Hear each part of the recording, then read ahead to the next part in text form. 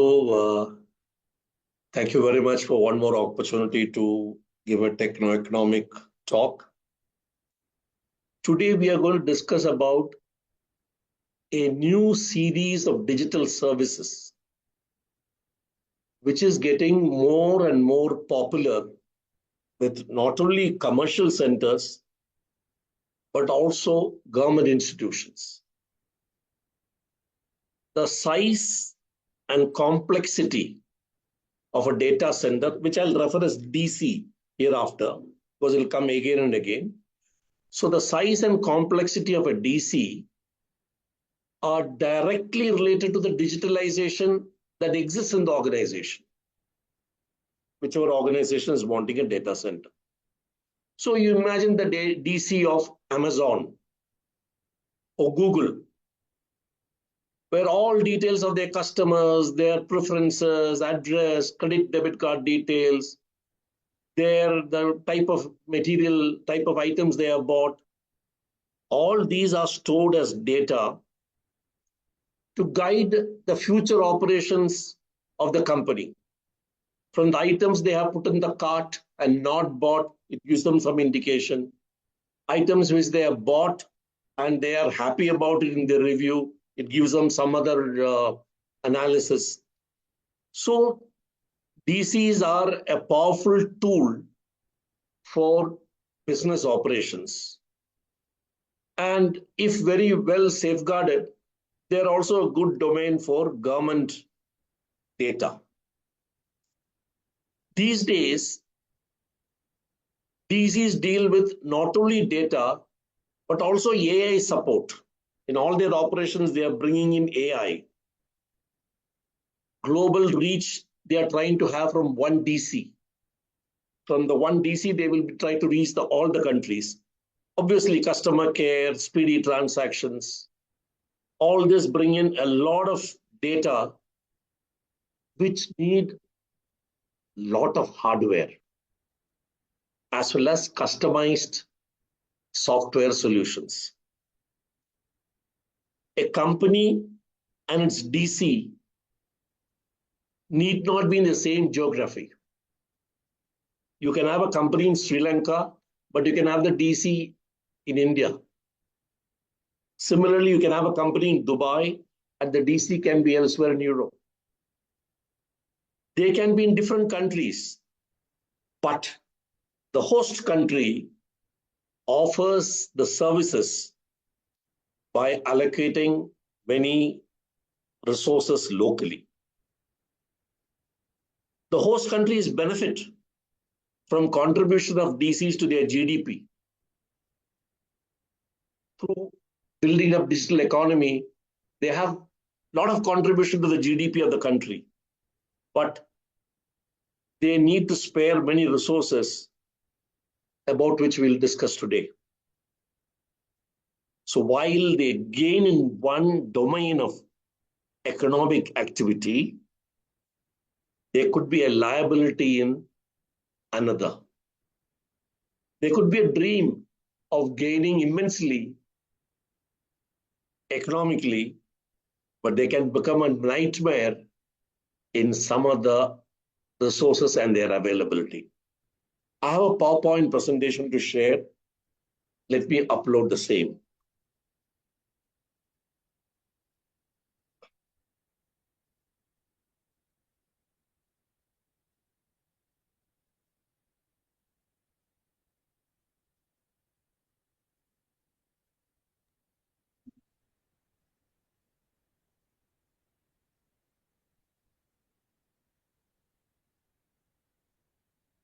Okay, so my PPT is India's data centers.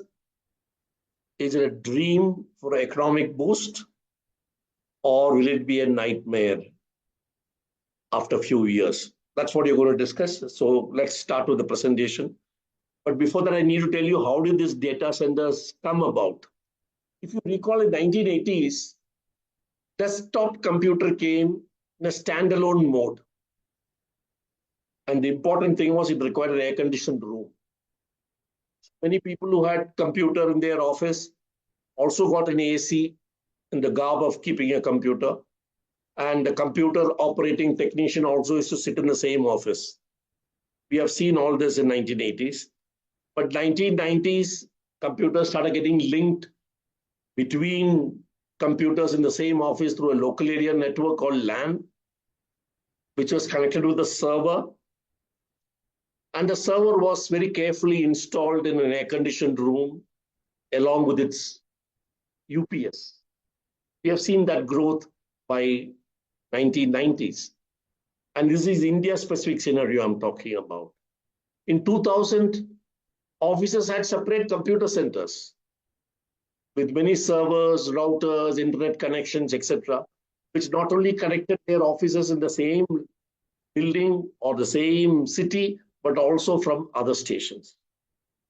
By 2010, government and commercial organizations had large computer centers to cover a large geographical area, all linked by fiber optic cables laid underground, mostly laid underground.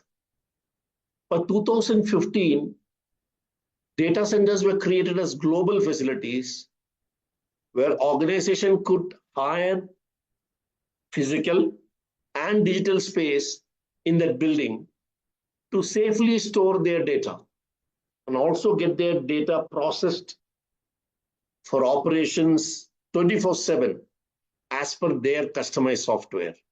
So today you have data centers are dedicated buildings which house a lot of IT equipment with hardly anybody sitting in the office. There's hardly any staff inside the data center. It's full of computers and stacks of servers and routers. I'll show some photograph how a data center looks now. So if you look at it, externally the data center will look like this. It has got many floors of operations of hardware installed in it. But internally, look at it. This is how series of server stacks installed inside.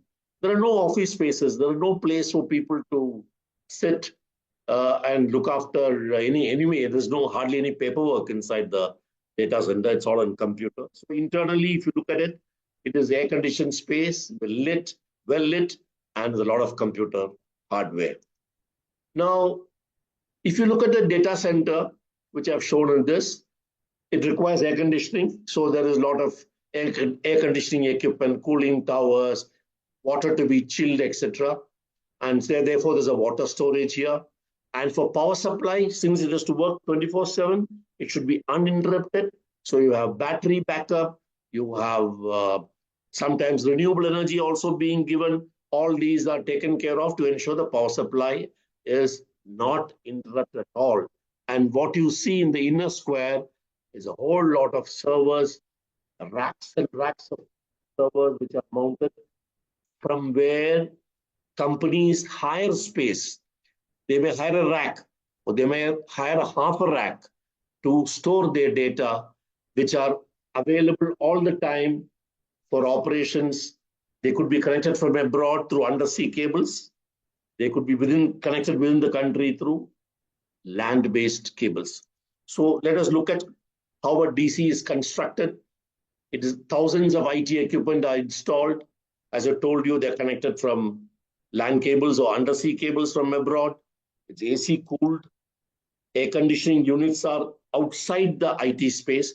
So in the data center, there's an IT space where there's a lot of control of access, control of hygiene, control of temperature, control of environment. All this is ensured.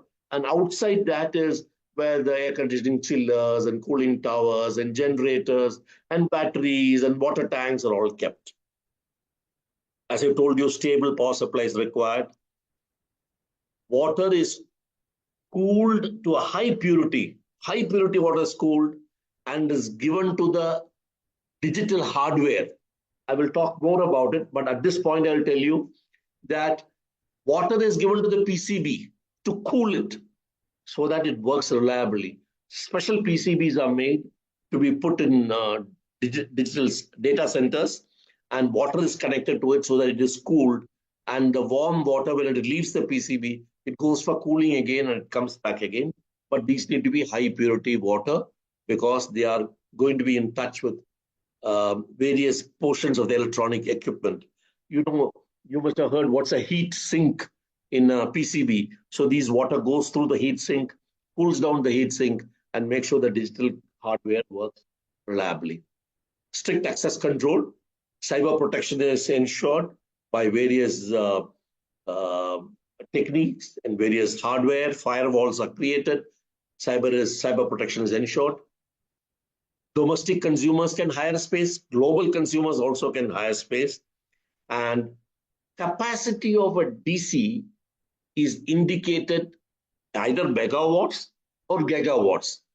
In India, it's still in megawatt region. That means you tell a DC is 100 megawatts. That means he draws 100 megawatts of power to ensure it is on 24/7. That is how a capacity is denoted. The largest DC in the world today is in USA, which draws something like 650 or 670 megawatts.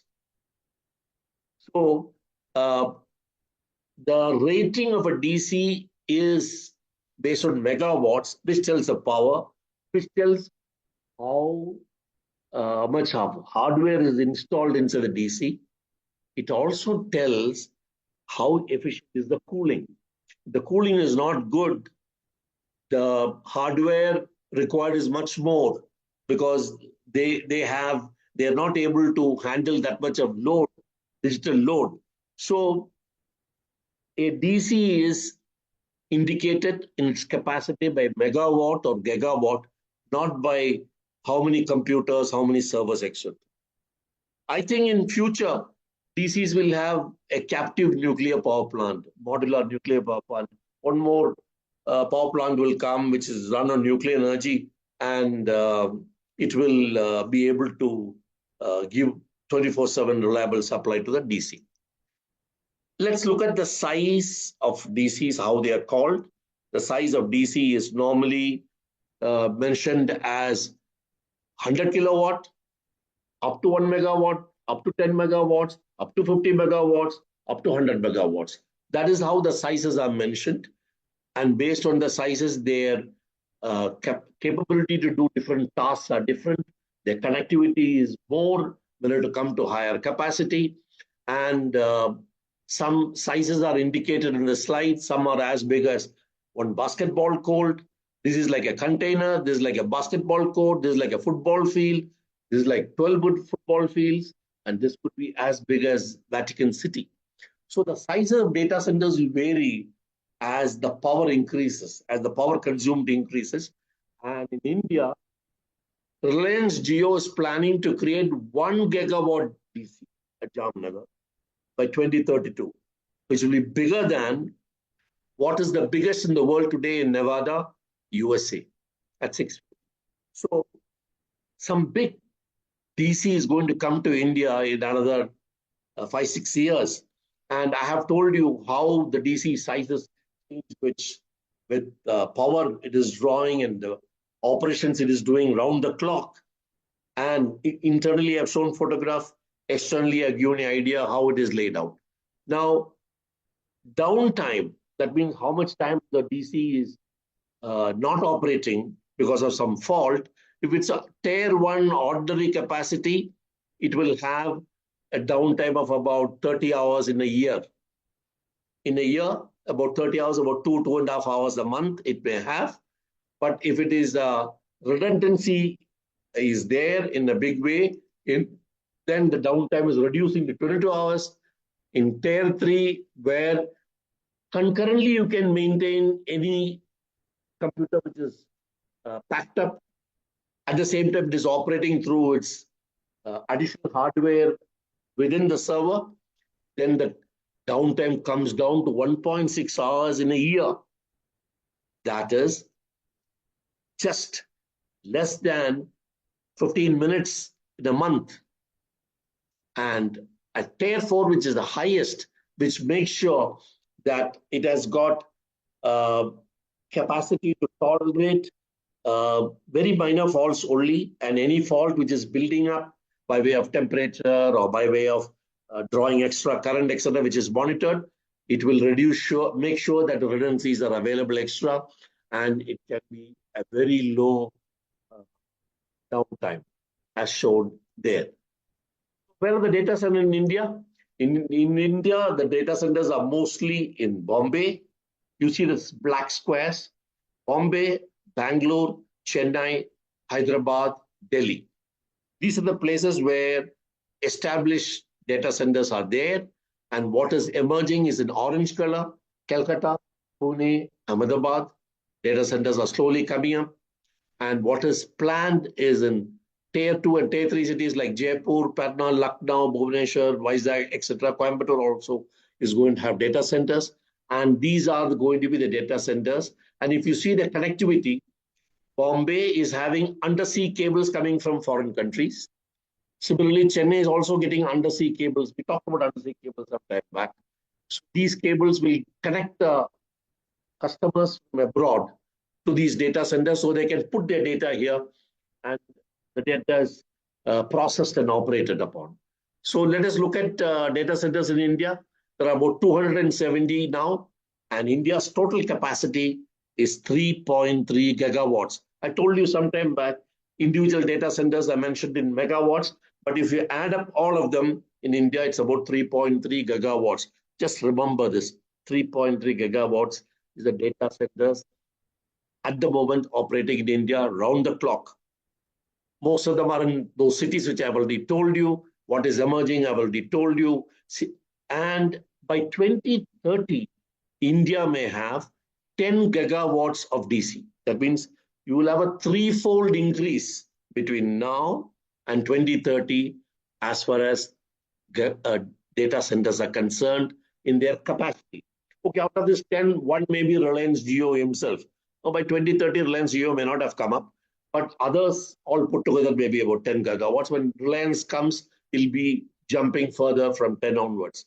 But one factor, the energy drawn by all the data centers in India, energy drawn by all the data centers in India by 2030 will be double the energy Indian Railways will be drawing. Just remember this. Indian Railways draws electrical energy to run trains all over India, goods train, passenger train, Vande Bharat, and maybe some portion of even the bullet train will be operating, but they all take electrical energy. And data centers will be drawing energy twice that of Indian Railways in 2030. So you can imagine how much of power is going to be, how much of energy is going to be drawn by data centers. Gigawatts is power. Power multiplied by time is energy. We talked about it some time back. So around 85 terawatt hour will be drawn by data centers in India by 2030. And 2030 is not very far off, just 4 years away now. So India's power supply mix or energy mix has to cater for this huge amount of data which is going to be drawn by data centers. And we will expand this thought a little more as we go along.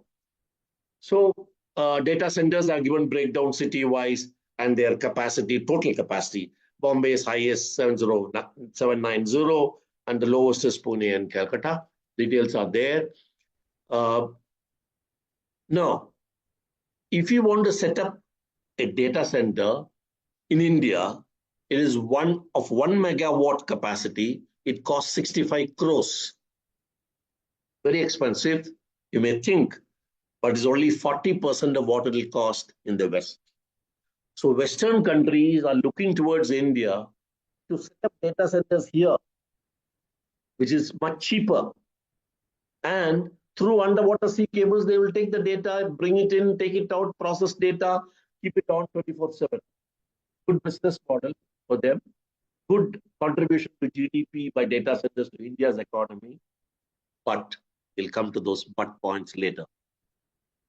Operational cost based on electricity, 13 rupees a kilowatt hour. Sometime back I told you we would be drawing 80 plus terawatt hour in 2030, which is 45% of West. CapEx is less, operational OPEX is less.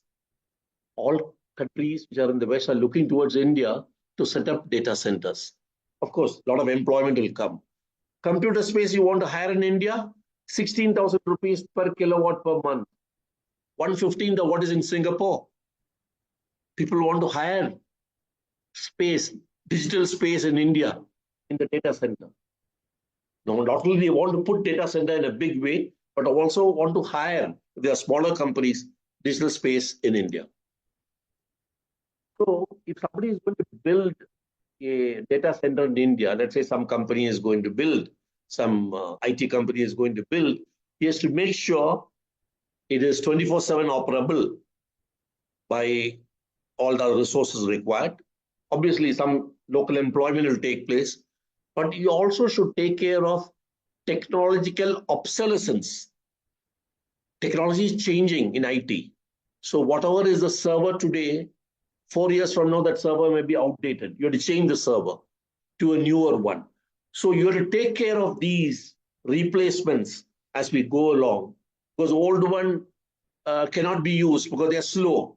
Maybe they are slow, or they don't have some features which the new one has got, along with automatic artificial intelligence, etc. So you should take care of the technology obsolescence requiring change of hardware, but still you will find capex is 40% cheap, opex is 55% cheap, hiring is 1/15 of Singapore, all cheap in India. So this business is going to grow in India, and the government in budget has given lot of concession, lot of incentive for any company in the world to come and set up data centers in India. So India is welcoming companies to come and set up data centers here or hire space in data centers. That is a big takeaway for you to understand. Right. So what is the data center resources are required? Resource required, land, 1 acre per megawatt. That is a rough. Some time back I told you, this is as big as a football field, this is as big as 5 football fields, this is going to be as big as Vatican City, etc. So you require a lot of area to build data centers, buildings have to come. It's not only the IT space, you require AC cooler, AC plant, generator, uh, solar farm. You'll require water tanks, so much of space, roughly 1 acre per megawatt. Should be connectivity should be there for land as well as under uninterrupted electricity would be RE, renewable energy plus grid. So you should have a combination, energy storage, all those things are required. Water, you're going to cool the room and cool the hardware. That's an important resource. 70,000 liters per megawatt per day. 70,000 liters of water is required for every megawatt for 1 day. And that is equal to 525 citizens' daily allocation. You may know or you may recall 2 years back we spoke about water situation in India. Every citizen is expected to get 135 liters of water a day. That water can be from a river, water can be from a reservoir, or from underground. It is either above water, above groundwater, or below groundwater. But all put together, you will get only 135 liters a day, one person. So 70,000 liters required for a data center for 1 megawatt. And we are already operating 3.3 gigawatt. That is 3.3 multiplied by 1,000. 3,300 megawatts we are already operating in India. So you'll require that much of water every day to cool the data center. And if you're looking at the yearly budget of water, it is 70 million liters of water per gigawatt. So we want to become 10 gigawatts in 2030, you will require 700 million liters of water every day, around the year, every day. It's a challenge. We'll discuss more on this as we go along. Of course, skilled manpower is required. They feel only 20 people are required to run a data center, including all their access control and other services and technical services. About 2 people are required to be staffing it, depending on the area, which is calculated. This is so there is more people employed outside the DC to support the DC. it could be technical services, it could be water providing services, it could be renewable energy providing services, etc., etc. Just remember, data center has got no cafeteria inside. This clean space, very hygienic inside. You can't afford to have any food being taken inside data center. Just giving you an indicate, because that brings in a lot of insects, lot bring of possibility of rodents, etc., coming in, which can cause huge damage to the IT hardware. Okay, let's go further. Now, if you look at the power consumed by a data center, 50% is consumed by IT. 25% is consumed by air conditioning and other cooling. Balance is lighting and access control and lift, etc., if it is required. So there is a ratio which says how good is the DC for power management? How much power IT takes out of the total power it takes is energy utilization index. In this example, 50% is taken by IT, the other 50% is taken for cooling and other things. So IT takes half. That means energy utilization index is 2. Total power divided by IT is 2. This is not very good because you have to operate much less than 2, maybe close to 1, 1.2, 1.3, like that you have to bring. That means you have to make sure that more IT is installed, IT equipment are installed in the space with good cooling. And energy utilization is an important factor for operational cost of the data center. So let us look at majority is, as I told you, I explained to you, it is India when it comes 10 megawatts, 10 gigawatts by 2030. Now it is 2025 is 1.5. Now it's already become 3.3. AI, 5G, semiconductors, and they all need more energy in the future. And DCs will consume 3% of India's total energy. After that, I told you DC will consume double the energy of Indian railways. Now it says DCs will consume 3% of power. Outages cannot be accepted, downtime cannot be accepted. And if you want to enhance the efficiency, then your cooling has to be very, very good. If you can use renewable energy, then you don't require coal to be run. Coal plants are not required to be run. So if you take some renewable energy, it's good for you, good for the country. Emission is not affected. But otherwise, if you're not taking green energy because you don't have any access to it, or there's no place for a solar farm, then you will take power from the grid, which may be from the coal run plant, which will increase your carbon emission. So there is a disadvantage in coal running plants supplying more power to DC. DCs guzzle power. Somebody has to give power. If it is coal-based plants, then your carbon emission will increase. So as I told you earlier, energy utilization 1.3 is a good level to achieve. This example, which is here 2, is poor. It should be close to 1.3. Then it's good indication. Let's go to water. So where is water used in DC? It is used for the power plant, which is giving power, cooling the power plant.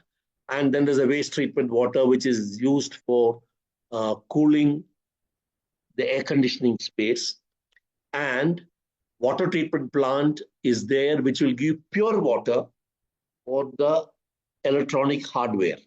So 2 types of water come to a DC. One, for the air conditioning towers, air conditioning, cooling, chillers, etc. That is not that pure. It is recycled water mostly. And the pure water comes to the electronic hardware where the PCBs are cooled by special cooling systems. Now, as I told you, water is a huge resource which is required. I already talked about 70,000 liters per megawatt per day is required. And if the operations in the DC plant, I'm sorry, not DC plant, DC increases, more water is required to cool. More operations, more water. So a calculation has been given in some of the reports. If you want to take Chat GPT report on something, which you normally do, 1,000-word report you want from Chat GPT, you will require 1 bottle of water. So every time each one of you is accessing the Chat GPT for some report, and if it's one page of 1,000 words, 1 bottle of water India has to give to that DC. Just remember this. We don't realize this, that excessive use of DC can take away a lot of water from you and me. So water usage has to be minimized by the DC. That is why they've gone for cooling of the chip. So that is why the heat is generated. Cool it there so that water consumption is minimized. Now, there's the index for water, how much water you are consuming, how many liters you are consuming based on the energy you are taking from electrical. So typical value is 1.8 liter per kilowatt hour. And this is what I told you. This is the PCB, this is the server, this is the heat sink, these black ones. And water is given, cool water is given to this PCB, and warm water goes away, red color, goes back to the cooler. So this is what is used. So cool air is used, high purity water is used for cooling. On top of it, overall air conditioning is there. All these are there. Now, a new trend has come. Put the whole DC inside water. China is doing it. UK is doing it. That means you put DC in a big containers, lower them into the sea or the river or a lake, connect them up by fiber optic cable to the control center on top, which may be a floating platform.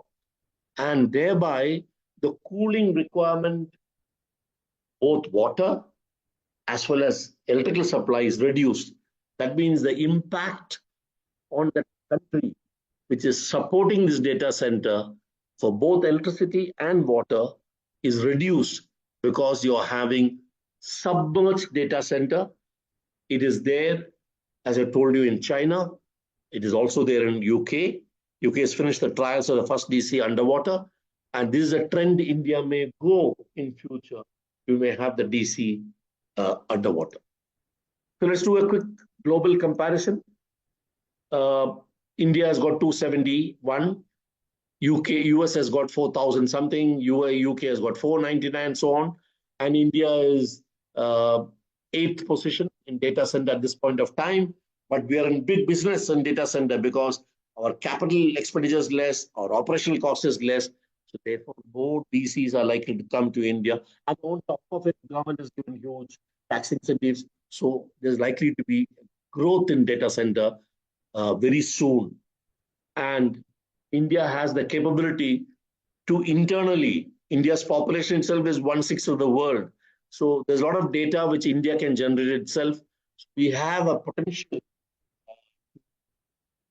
give data centers to manage nearly 20% of world's data. This can happen in the next 10 years. So sustaining a data center will depend upon how well you use the electrical energy. That is a EUI. I told you should be very close to 1.2, 1.3, and how well you use the water for cooling. And we have seen if it's put underwater, then the cooling is water requirement is less. Okay, so what are the challenges to India's data centers? If power supply is not good, or there's an interruption to water supply, there's a downtime, it'll cost you per minute 30,000 rupees to 7.5 lakhs, depending on your site of your data center. So you want 24/7 operation with minimum downtime, be it from water, be it from electrical supply, or some other technical fault. You have to ensure that the loss is less. Second challenge, data cannot be lost. Customers are leaving their data in your data center, believing you will look after their data, safeguard it, There'll be no theft, there'll be no loss, there'll be no pilferage, and there'll be no fraud. So this protection has to be ensured by data centers. It's a challenge to give cyber protection. You have to create that much of redundancy in your hardware and software. So you have to spend money, but still we are better than other countries in giving lower capital cost. Equipment obsolescence, I told you, you may have to replace your servers once in 4 years, 5 years. So that'll cost. That's a challenge for data centers. Make sure you are all the time giving top of the line equipment. Water availability, I'm just looking at 2030. As per this calculation, India will require 250 billion liters of water for 10 gigawatts of data center every year by 2030. It's a huge demand. We can discuss more on it during the question and answer session. And of course, electricity has to be very pure. There should be no breakdown. You cannot afford any breakdown in electrical supply, not even for 30 minutes in a year, not even for 2 minutes in a month. So that is a time. So if there are states coming forward saying, I want a data center here, they have to make sure there is water and there is electrical supply and there is land. 3 things are required for data center. Then only you will be able to offer facilities for data centers in your country, in your district, in your state. What are the future trends which are going to come? So let's summarize it. Data centers are like grand libraries of raw data and process data of customers who have faith in you, who have hired your digital space for undertaking 24/7 operations. Now there is AI growing in a big way in business. 5G is picked up in India. Cloud services are common. And on top of it, we have started semiconductor design and manufacturing. So the digital economy in India is already 13% of economy. Normally, economy is understood as how much is industry, how much is agriculture, how much is services. But today, digital is a part of industry. Digital is a part of even agriculture. And digital is anyway there in a big way in services. So if you take digital from industry, agriculture, services, all take away the digital and study them, it is already 13% of our GDP. And you know our GDP is cross 4 and gone. So it's a huge number which we have to ensure it is protected. And it is expected to cross 20% of GDP in 2030. So these can happen only if our data centers grow and GDP will grow. India will become more sound economically, and more challenges are there in future. Government has already brought in DPDP rules, data protection, data privacy rules in 2020. Tax incentives are being given. So it's an open door policy now for creation of DCs in India. It is bound to stimulate domestic and international investors, but high purity in power supply is required. So if you're using grid and renewable energy, you have to make sure storage facilities, we discussed this in great detail 2 months back. Storage facilities have to come up in India in a big way. Nuclear energy is not there at this point of time in a big way. Yesterday, Prime Minister has announced that Kalpakam's Pavani project, second stage has been cleared. So thorium second cycle is already achieved criticality. Very good news. We have been waiting for this news for the last 4-5 years. It has happened. Now we'll go to third stage where you will have whatever uranium is created by second stage. Please understand my word very carefully. Second stage of this project, fast breeder project, is called Pavani, will create uranium. Thorium will get converted to some form of uranium with the help of thorium. And that will be used in third stage as fuel. You understand? So first stage is you use uranium, it gets wasted out. You take the wasted uranium, add thorium, make a second stage, which will help the uranium to get rejuvenated, not the same number, some other number of uranium, and that will be used in the third stage, which is another 5 to 8 years away. So at this point of time, nuclear energy is not there enough with India, but it'll grow. It'll grow from 8, what is there, gigawatts, will come to some 30, 40 by 2047. There's no doubt about it. But now, if data centers are growing very fast and they want more power, reliable power, storage system is also not grown, nuclear is also not grown. The only person who can give is king coal. So coal will have to supply the energy, and that would mean more carbon emission. So we already hit the first negative point of this data center. You will lead to increased carbon emission in the next 12 years, 15 years, till nuclear catches up and storage systems catch up, etc. We can discuss more on this question answer time. Water availability is a challenge. On water below ground, water above ground, we need to manage better than what you're doing now. I know 2 years back, Jal Ministry has identified all the ponds, all the reservoirs, all the water available in various places, and they have made a huge map of that. Now they'll have to look at how water is going to be made available for industry. I'm calling data centers an industry, data industry. We have to make sure. Otherwise, they have to recycle the wastewater. India has not been very good at recycling wastewater. We have to include that as the outer loop of wastewater recycle. Or take seawater and desalinate it and use it. So we'll look at these technologies in a big way in the next 5-6 years. Otherwise, water required for data centers growing will affect citizens in different pockets of India. Wherever data centers come, that particular area, there'll be a water shortage. Wherever data centers are allowed to come by government, you make sure water is available by some method, either from sea or from wastewater or from some reservoir or some by water recycling plants. This is something which has to be done. I hope it is done. It is not reported yet how they are going to do it, but it is a problem. Otherwise, go for underwater DCs. Put the DCs into the sea, into the tank, into the river, lake, like China has done. That's also a new technology. So we have to do with this. We can discuss more during question answer. Finally, we are caught in a situation, India.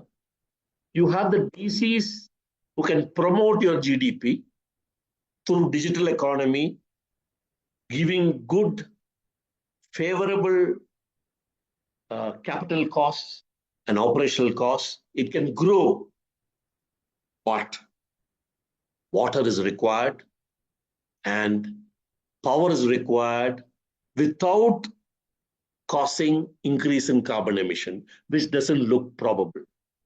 So you will have the negative part staring at us in another 3-4 years' time, water and increased carbon emission, because our nuclear plants and storage systems are not started growing.